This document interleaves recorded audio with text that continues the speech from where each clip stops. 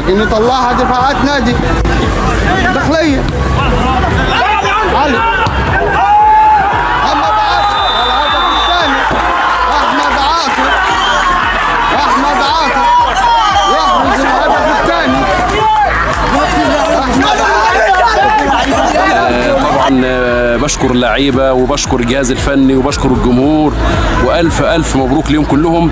وده طبعا نتيجه الجهد المبذول والعرق المبذول، ونتيجه الاجتهاد، نتيجه الانتظام في التمرين، نتيجه الحماس، نتيجه الاخلاص والاداء في العمل. فاحنا بنشكرهم وبنقول لهم الف مبروك، وان شاء الله في تقدم دائما، وان شاء الله بانتصارات دائمه، وان شاء الله يعني السنه دي ممكن وممكن لا، لكن السنه الجايه ان شاء الله ناويين على الصعود، وربنا وفقنا ان شاء الله ويكون لينا نصيب في صعود السنه الجايه ان شاء الله. لكن السنه دي هي الاساس. السنه دي ان شاء الله بنحاول نكون قاعده ان شاء الله تكون كويسه. جبنا مدير فني على اعلى مستوى، عندنا جهاز فني على اعلى مستوى، عندنا لعيبه ممتازه، وان شاء الله ربنا يكلل الجهد المبذول ده بالصعود ان شااء الله السنه الجايه. انما السنه دي صعب، ولكن احنا الاساس السنه دي. شكرا. العفو يا باشا. العفو يا حبيبي. بسم الله الرحمن الرحيم. الحمد لله والشكر لله. دي النهارده بالنسبه لي تعتبر ثالث مباراه بالنسبه لي. الحمد لله الفوز النهارده على نادي الداخليه. ربنا اكرمني الحمد لله بعد الصفقات الجديده اللي احنا عملناها. جبنا محمد جمال الغرابلي جاب لنا الهدف الاول. جبنا احمد عاطف قنش جاب لنا الهدف الثاني. جبنا علي الحداد النهارده برضو الحمد لله برضو. احنا بنشتغل على ان احنا ربنا يكرمنا ان شاء الله بننافس على الصعود. مكسب النهارده مكسب مهم، تحفيز للعيبه. احنا شغالين طول الاسبوع 4 ايام. بنشكر مجلس الاداره، الناس المحترمه، الكابتن زكريا المشرف على الكوره، الراجل ما بيتاخرش عننا في حاجه، الكابتن محمود ما بيتاخرش عننا في حاجه، الكابتن عادل السلساوي ما بيتاخرش عننا في حاجه، كابتن احمد المدرب العام الراجل ده تعبان معايا جدا جدا جدا جدا. الراجل شغال معايا ما بيتاخرش، مركز معانا. اول ما جيت هو اداني داتا كامله عن اللعيبه، مستويات اللعيبه. احنا اشتغلنا عليها. عرفنا نقطه العجز اللي عندنا او نقطه المشاكل اللي عندنا، اذا كانت في حراسه المرمى او اذا كانت في بعض الاماكن الفروت او الهافات. اشتغلنا عليها. في 4 لعيبه ان شاء الله جايين في خلال اسبوع كمان اضافه، عشان احنا مركزين ان احنا على الاقل هم في 3 فرق بيصعدوا. احنا عايزين نركز على ان احنا هنكون ان شاء الله باذن الله من ضمن ال3، وربنا يكرمنا ان شاء الله في اللي جاي. احنا بنحاول نشتغل على قد ما بنعمل. الناس دي مش متاخره معايا، اذا كان مجلس الاداره الناس دي واقف معايا، واقف في ظهري. القرارات اللي انا باخدها كل الناس بتساعدني على قد الامكانيات المتاحه. وربنا ان شاء الله يعني يقدرني وانا اقدر احطهم في مركز كويس يخلينا ان احنا نصعد، يخلينا ان احنا نفرح الناس اللي النهارده، الجمهور اللي فرح النهارده. انا قصتي كلها ان احنا الماتش اللي فات احنا عملنا كل اللي علينا، بس الكوره مش عايزه تخش. النهارده الحمد لله اللعيبه ادت اللي عليها. ربنا كان معانا التوفيق. النهارده ضيعنا، دخل فينا جول في الاول، وبعد كده ربنا اكرمنا بهدف الغرابلي، وبعد كده قنش. فان شاء الله باذن الله اللي جاي هيبقى احسن ان شاء الله. ان شاء الله باذن واحد احد ربنا يقدرنا واللي جاي يبقى احسن. انا بشكر مجلس الاداره بالكامل، وبشكر الجهاز الفني من اول عمل الغرف لغايه المشرف عام على الكوره كابتن زكريا. فشكرا. مبروك يا كابتن، مبروك ونجاح ان شاء الله. الله يبارك فيك. شكرا. طبعا في البدايه كابتن برحب بيك. انا كابتن طارق علي، مدرب مساعد في مركز شباب بدر. الحمد لله على تكفي مكسب النهارده. احنا يمكن في اللقاء السابق احنا قلنا ان احنا هنشتغل على نفسنا، هندعم صفات قويه تمام، والحمد لله تعبنا ما راحش على الارض. وبشكر مجلس الاداره، الناس تعبت وبتدعمنا دايما ودايما ورانا وفي ظهرنا والكلام من ده. وطبعا بشكر الدكتور سامح، كابتن احمد عبده، كابتن عادل، اعضاء مجلس الاداره كلهم والجهاز الفني. واحنا الحمد لله يعني تعبنا ما راحش على الارض، واشتغلنا كويس. ابتدينا للدور الثاني بشكل كويس، دعمنا بصفات قويه الحمد لله والشكر لله. تعبنا ما راحش على الارض، وان شاء الله باذن الله انتظروا مركز بدر ان شاء الله باذن الله للصعود للدرجه الثالثه ان شاء الله باذن الله. شكرا. بص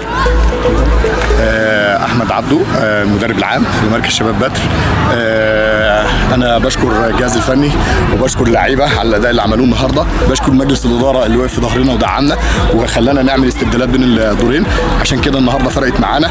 قنش اللي جاب الجون دون من الاستبدالات اللي لسه جايه معانا في الدور الثاني، فالحمد لله انا مبسوط، والثلاث نقط دول هيرفعونا ان شاء الله في مركز قدام شويه، وانا سعيد بالماتش وسعيد بالناس وسعيد بالجمهور اللي كان واقف في ظهرنا، وبشكر كل الناس وبشكركم وشكرا لكم. كابتن عادل السرساوي مدير الكوره بمركز شباب بدر. الحمد لله رب العالمين، ربنا كرمنا النهارده بالمكسب، واحنا الحمد لله جينا في الدور الثاني غيرنا طاقم الجهاز الفني بقياده الدكتور سامح علوي وكابتن احمد عبده وكابتن طارق علي، وطبعا دعم مستمر ودائم من مجلس الاداره ومن كل محبين مركز شباب بدر. غيرنا بعض اللعيبه، غيرنا حوالي 11 لعيب في الفرقه. الدكتور سامح جه قلب الفرقه كلها من الاول للاخر، والحمد لله على المكسب بتاع النهارده. ده يعتبر اول مكسب في الدور الثاني، وده اول ماتش في الدور الثاني. ده هيدينا دفعه قويه ان شاء الله ان احنا نكمل وننافس على الصعود باذن الله، وبالتوفيق باذن الله لمركز شباب بدر. ماشي، شكرا. الفرقه وبنشكرهم ونشكر الجهاز الفني واللعيبه وصحه والجمهور بتاعنا وملعبنا. الملعب ملعبنا والجمهور جمهورنا، ربنا يسهله ان شاء الله ويوفقهم في الماتشات الجايه. بسم الله الرحمن الرحيم. كابتن محمد عاطف وليلة كابتن الفرقه. بحب اشكر الجهاز الفني واشكر مجلس الاداره واشكر اللعيبه الرجاله، وبنشكر الجمهور اللي ساندنا دايما ودايما واقف معانا، عمره ما جل مننا ودايما واقف في ظهرنا. الحمد لله الدور الاول خبطت معانا شويه، بس الدور الثاني ان شاء الله بدايه كويسه، واول ماتش في الدور الثاني كسبناه، دي حاجه كويسه وخطوه جديده لبدايه النجاح ان شاء الله. شكرا، بشكر الناس كلها وبشكر الجمهور الجميل دوت، وان شاء الله ربنا يكرمنا المكسب الايام اللي جايه. بسم الله الرحمن الرحيم. انا احمد عاطف هنش، اول ماتش ليا النهارده مع مركز شباب بدر. شرف ليا طبعا اكون موجود في مركز شباب بدر، فريق كبير مكانه مش في الرابعه خالص. بشكر مجلس الاداره وبشكر الجهاز الفني بقياده الكابتن سامح علوي. الراجل لما كلمني ما اخرتلوش طلب، لما قال لي انا عايزك معايا في مركز شباب بدر، قلت له يا كابتن تحت امرك. وخلصت في مركز شباب سمدون، فريق محترم طبعا بقياده الكابتن وائل عنتر، ربنا يكرمه ويوفقه يا رب. والحمد لله يعني كنت عند الراجل كان حاطط ثقه فيا كبيره الحمد لله، ونزلت الحمد لله اديت له طلبه واحرزت هدف المكسب، والحمد لله في اللي جاي وربنا يكرمنا ان شاء الله، واللي جاي احسن ان شاء الله. شكرا. محمد جمال ابراهيم الغرابلي، لاعب مركز شباب بدر. الحمد لله على الفوز النهارده، والمكسب كان مهم بالنسبه لنا في البدايه في الدور الثاني، ومليون مبروك طبعا للجهاز الفني واللعيبه، وكل شكر لمجلس الاداره. طبعا كان حلمي ان احنا نبدا الدور الثاني بمكسب، كان هيفرق معانا جدا.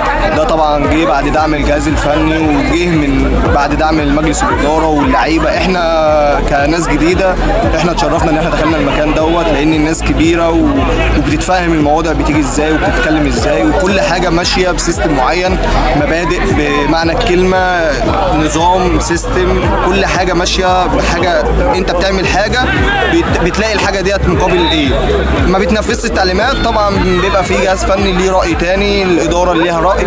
فطبعا الحمد لله، والمكسب النهارده بيفرق معانا، وده الدور الثاني، وان شاء الله باذن الله نفرح جماهير مركز بدر ونتقابل في الترقي، وباذن الله يبقى في الدرجه الثالثه باذن الله.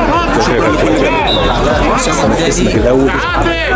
حسام الدالي، الحمد لله طبعا على المكسب النهارده، نشكر الجهاز الفني على اعلى مستوى، واللعيبه كانت رجاله وادت اللي عليها وزياده. والله الدور الاولاني ما كانش محالفنا الحظ، وكانت مخبطه معانا شويه، وتعهدنا ان احنا هنرجع الدور الثاني، والحمد لله بدانا بمكسب كويس ومهم، وان شاء الله الصفقات الجديده برضو حاجه كويسه وحاجه محترمه، وان شاء الله هتفيدنا، والحمد لله وان شاء الله تكمل بالصعود. وبنشكر كل الجماهير المحترمه ديت والجهاز الفني والناس كلها، بامانه كانت على قلب رجل واحد، اخويا ابو فريده اكبر واحد.